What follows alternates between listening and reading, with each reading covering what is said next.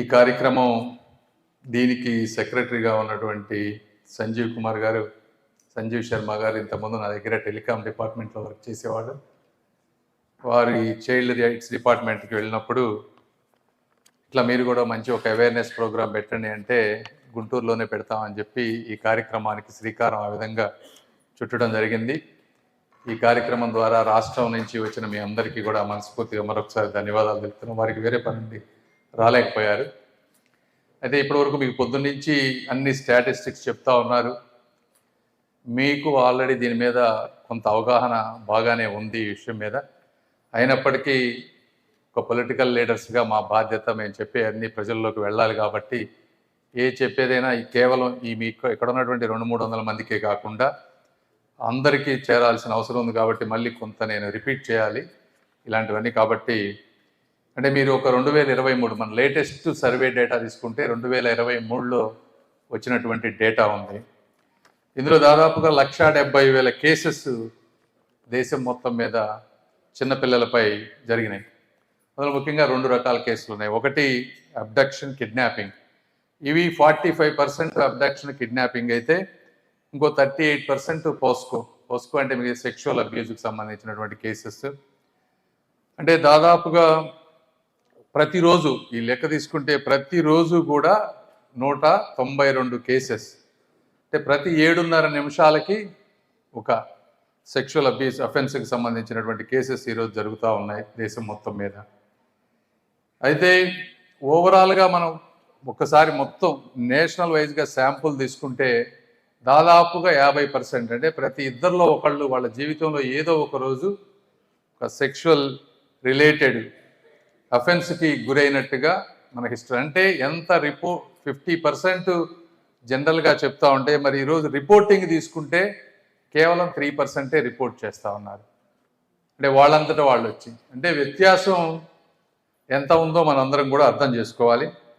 అదేవిధంగా ఇంత వాళ్ళు చెప్పినట్టు ఇవంతా మనం జనరల్గా స్ట్రేంజర్స్ ఎవరో చేస్తారనుకుంటాం, కానీ 96% కేసుల్లో, అంటే 100 కేసుల్లో 96 కేసుల్లో ఇవి చేసే వాళ్ళంతా కూడా మన చుట్టుపక్కల వాళ్ళు, తెలిసిన వాళ్ళు, కుటుంబ సభ్యులు, ఇలాంటి వాళ్ళు అనుకోవటం కూడా చాలా ఆశ్చర్యకరం. అదేవిధంగా ఇది ఒక టైప్ ఆఫ్ అఫెన్స్ అయితే చైల్డ్ లేబర్. ఇప్పుడు చైల్డ్ లేబర్ కూడా ఒక 5 రాష్ట్రాలు తీసుకుంటే ఉత్తరప్రదేశ్ కానీ, బీహార్, రాజస్థాన్, మధ్యప్రదేశ్, ఆంధ్రప్రదేశ్, ఈ 5 రాష్ట్రాలు కలిపితే 55% చైల్డ్ లేబరర్స్ ఈ 5 రాష్ట్రాల నుంచి ఉన్నారు. అంటే ఇది ఒక్కసారి ఒక ఇన్సిడెంట్ అవటమే కాకుండా ఇటువంటి అఫెన్సెస్కి గురైన వాళ్ళల్లో మీకు తెలియంది కాదు, లాంగ్ టర్మ్గా డిప్రెషన్ కానీ, పోస్ట్ ట్రామాటిక్ స్ట్రెస్ డిజార్డర్ కానీ, ఇలా అనేక రకాల సైకలాజికల్ ప్రాబ్లమ్స్ వాళ్ళకి లైఫ్ లాంగ్ వస్తాయి. కాబట్టి వీటన్నిటిని మనం గుర్తుపెట్టుకోవాలి. ఇవి అవేర్నెస్ ఒకటి. రెండోది లాస్ ఉన్నాయి మనకి ఈ రాష్ట్రంలో కానీ దేశంలో కానీ, కావాల్సిన అన్ని లీగల్ ప్రిన్సిపల్స్, యాక్ట్స్ అన్నీ ఉన్నాయి. మనకు కాకపోతే ఏంటంటే ఇంప్లిమెంట్ అవడంలోనే మనం ఇబ్బంది పడుతూ ఉన్నాం. అందులో మరి పోలీసు వాళ్ళు ఉన్నారు. ఇప్పుడు దాదాపు కన్విక్షన్ రేట్స్ తీసుకుంటే కేవలం 32%.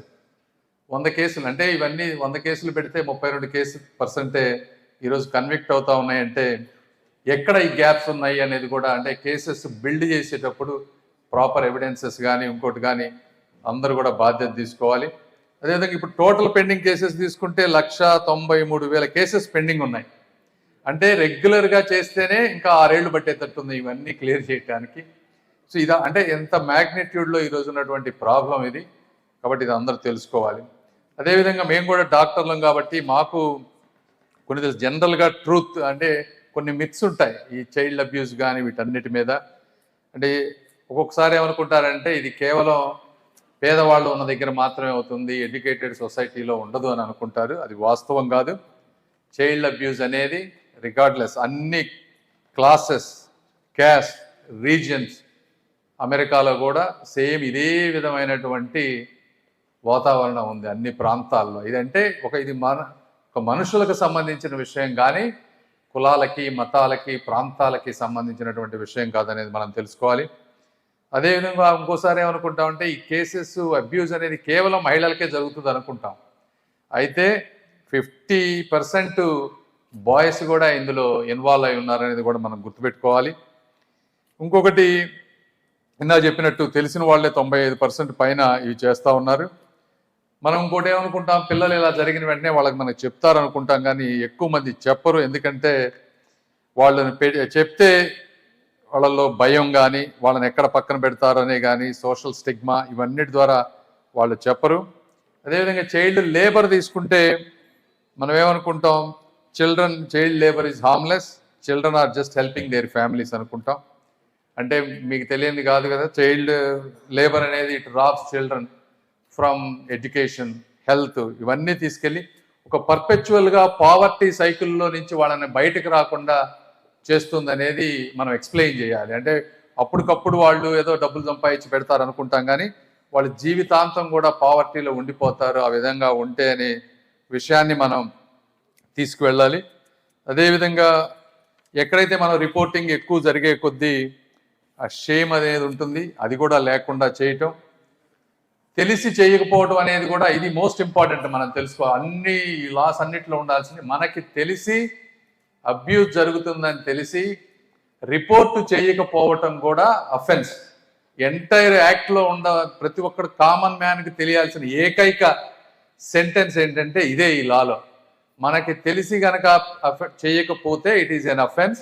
ఒకవేళ బై మిస్టేక్ ఓవర్ రిపోర్టింగ్ చేసినా కూడా యూ విల్ బి, మీకు ప్రొటెక్షన్ ఉంటుంది, కానీ చేయకపోతే ప్రాబ్లం అనే విషయాన్ని అందరూ గుర్తుపెట్టుకోవాలి. 6 months వరకు జైలుకి ఉన్నటువంటిది ఇది అమెరికాలో కూడా అన్ని చోట్ల ఎంత తెలిసి కనుక రిపోర్ట్ చేయకపోతే ఈ ప్రాబ్లం అనేది ఇది ఒకటి మళ్ళీ మనం అందరికి తీసుకువెళ్లాల్సిన అవసరం ఉంది. కాబట్టి మనం ఏమి చేయగలం అంటే ఇవన్నీ మీరు ఇప్పటివరకు మీకు తెలుసు, మీరు చాలా వరకు చేస్తూ ఉన్నారు.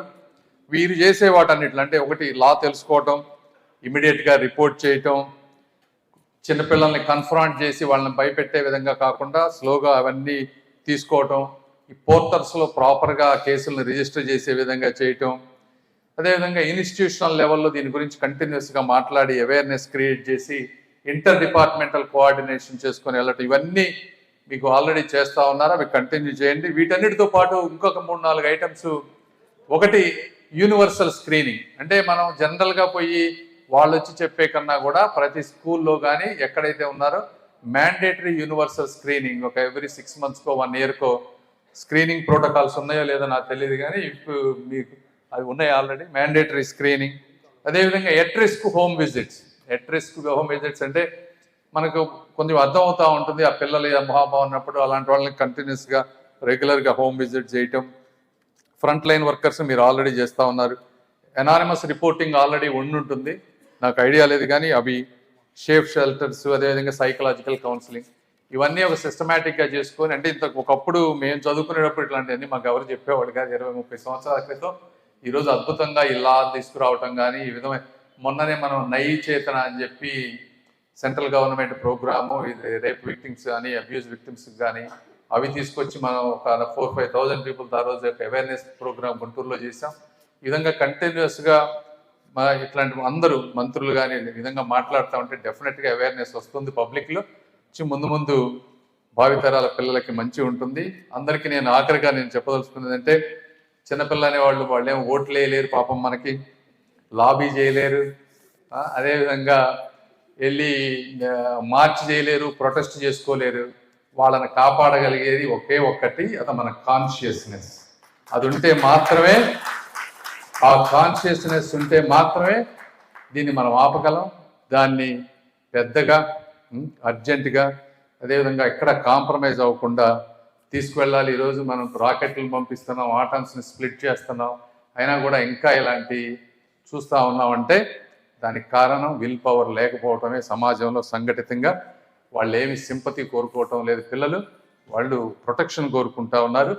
Sympathy without action is comfortable silence. అది గుర్తుపెట్టుకోవాలంటే కేవలం సింపతి చూపించి మనం యాక్ట్ చేయకపోతే మనం శుభ్రంగా సైలెంట్గా ఉన్నాం అనే దాంతో ఈక్వల్ అనే విధానాన్ని గుర్తుపెట్టుకొని మీరందరూ దీన్ని ఇంకా ముందుకు తీసుకువెళ్తారని కోరుకుంటూ ఇంత మంచి కార్యక్రమాన్ని ఆర్గనైజ్ చేసిన అధికారులందరికీ కూడా మనస్ఫూర్తిగా మరొకసారి ధన్యవాదాలు తెలుపుకుంటూ సెలవు తీసుకుంటున్నాను. Thank you.